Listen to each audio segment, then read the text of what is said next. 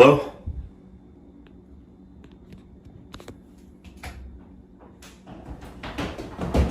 Oh my god! Basements are supposed to be boring. Old paint cans, a broken treadmill, holiday decorations you swear you'll organize next weekend.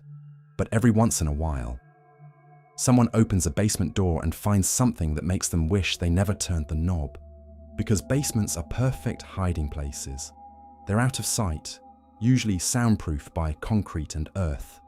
And they're one of the few parts of a house most people avoid until they have to go down there. Tonight, we're counting down some of the most disturbing things ever found in basements. Real cases, real discoveries, and the kind of hidden secrets that make you look at your own home differently. Let's start with a truth nobody likes to say out loud. Sometimes, the scariest things aren't ghosts. It's what people are capable of doing, especially when they think nobody is watching. And that brings us to the first category of basement horror. Spaces that were never meant to be found. Across multiple cases, investigators describe the same weird pattern. A door that doesn't match the rest of the house. A lock placed on the outside of a room. Fresh hardware on old wood. A new wall that looks just a little too clean. Most people who stumble onto something terrifying don't realize it at first. They think they found a storage closet, or a storm shelter, or an unfinished area. And then they notice one detail that doesn't fit, like a mattress with no bed frame, or a camera pointed at the stairs, or scratch marks on the inside of a door. Because the difference between a normal basement and a nightmare basement is usually one object, a lock that keeps someone in. In the next stories, you'll hear how basements became hiding places for years, sometimes decades, until one small mistake, one strange smell, or one brave moment finally brought the truth upstairs. And once you know what was down there, you can't unsee it. Cleveland 911, you need... Hello, please. Help me, I'm Amanda Berry. You need police, fire, or ambulance. I need police. Okay, and what's going on there? I've been kidnapped and I've been missing for 10 years and I'm here, I'm free now. Okay, and what's your address? 2207 Seymour Avenue. 2207 Seymour. It looks like you're calling me from 2210. Huh? Looks like you're calling me from 2210. I can't hear you. It looks like you were calling me from 2210 Seymour. Yeah, I'm across the street, I'm using the phone. Okay, stay there with those neighbors. Talk to the police when they get there. Okay. In Cleveland, Ohio, there was a house that looked like any other on the outside. Neighbors saw a normal street, normal traffic, normal life.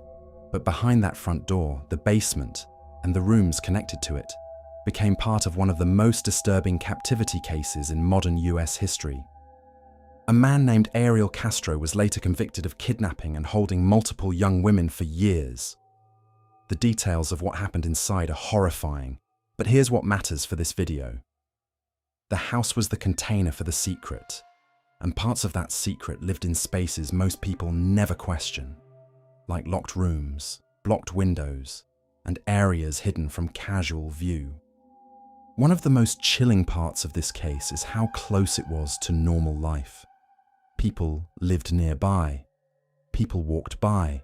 Life continued, while something unthinkable was happening just a few walls away.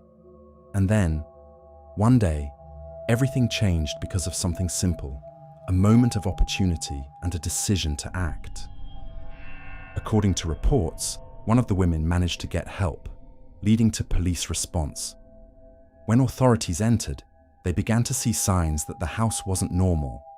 Heavy security measures, locked spaces, and an environment clearly designed to prevent someone from leaving or being noticed.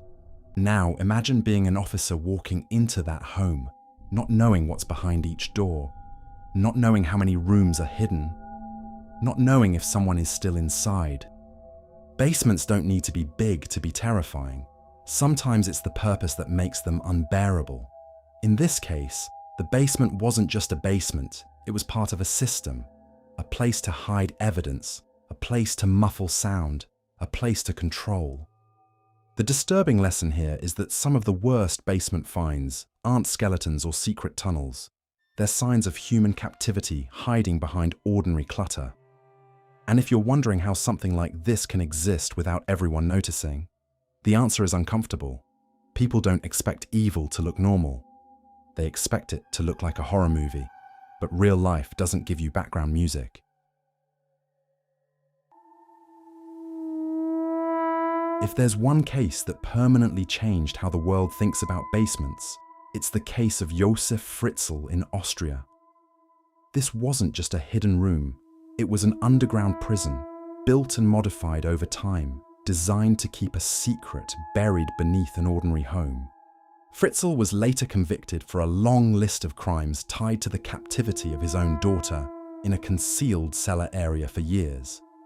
Fritzl subjected his daughter to near-daily physical, mental, and sexual abuse. He reportedly raped her thousands of times, often in front of their children. During her 24 years of captivity, Elizabeth gave birth to 7 children, fathered by her father, Fritzl. Fritzl took 3 of the children, Lisa, Monica, and Alexander, to live with him and his wife, Rosemary. He staged their discovery on the doorstep, with notes purportedly from Elizabeth asking for them to be cared for. The 3 other children, Kirsten, Stefan, and Felix, remained locked in the cellar with Elizabeth their entire lives until they were freed. A 7th child, a twin named Michael, died shortly after birth in 1996 due to medical neglect. Fritzl admitted to burning the infant's body in an incinerator. The basement was engineered to be invisible. Investigators later described multiple doors, narrow passages, and hidden entry points. Layers designed to make sure that if someone walked into the basement, they still wouldn't find the real space. That's one of the most disturbing concepts on this list. A basement inside a basement, a hidden zone behind a hidden zone. And if you've ever lived in an older house, you know how easy it is to ignore strange features. A weird door, probably an old coal chute, a blocked off area, probably just unfinished, a room with no light. I'll deal with it later. But in this case, later became decades. One reason this case is so shocking is how much planning it required. Construction, concealment, control of sound and movement, and the psychological confidence that nobody would ever discover it. It forces a question that's hard to sit with. How many houses have spaces nobody has checked in years? Because you don't need a huge mansion for a nightmare. You need a space people don't go, and a reason they don't ask questions. The truth came out only after a chain of events that brought authorities deeper into the story, deep enough to uncover what was hidden under the home. And when investigators finally understood what the basement really was, it became one of the most infamous, disturbing basement secrets ever documented. This is why secret rooms can be so unsettling. In movies, they're cool.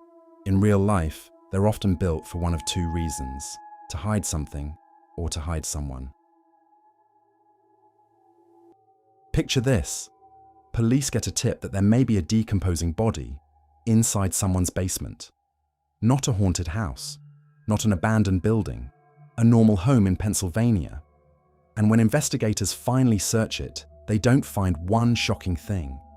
They find an entire hidden collection that looks like something out of a horror movie, so bad that even veteran investigators said they'd never seen anything like it.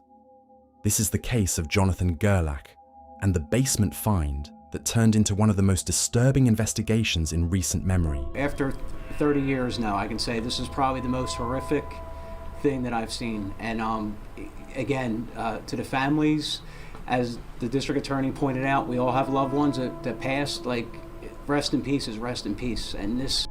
In early January 2026, authorities say Jonathan Gerlach, 34, from Ephrata, Pennsylvania, was tied to a long-running string of grave robberies. Investigators say he targeted Mount Moriah Cemetery in the Philadelphia Yaden area, an old, historic cemetery with thousands of graves and mausoleums. According to police, this wasn't random vandalism. They allege it was calculated, breaking into mausoleums and vaults and removing human remains over time. And the creepiest part? Authorities say he didn't just take the remains. They allege he kept them, and that's where the basement comes in. Investigators had been building a case, tracking patterns and activity around the cemetery. Reports say law enforcement used tools like surveillance and data to connect a suspect to repeated incidents. Then came the moment they moved in. Police say Gerlach was arrested after being observed leaving the cemetery with tools and a bag, leading to the discovery of human remains in his possession at the time. That arrest wasn't the end. It was the beginning, because what police found next is what turned this into a disturbing basement finds story. After the arrest, authorities searched a home connected to Gerlach, and according to multiple reports, investigators say they found well over 100 pieces of human remains, including skulls and other remains in various conditions, inside the home and related locations. Some coverage describes how the scene was so extreme that officials compared it to a horror movie, and a coroner remarked how unusual the scale was. And then the detail that makes your skin crawl. Reports say the investigation began, in part, from information about what someone claimed to have seen inside the basement, helping point investigators toward Gerlach. This wasn't one bad decision. Authorities allege it was a sustained pattern: burglary, desecration, theft, over time. Gerlach faces a massive list of charges reported across outlets, including abuse of a corpse and related offences tied to cemetery break-ins. And now investigators have the grim task of identifying remains and returning them to families, while also determining the full scope of what was taken and from where. The truly disturbing part isn't just what was found. It's the thought that, for who knows how long, this was sitting beneath a normal house, while life above ground looked completely ordinary.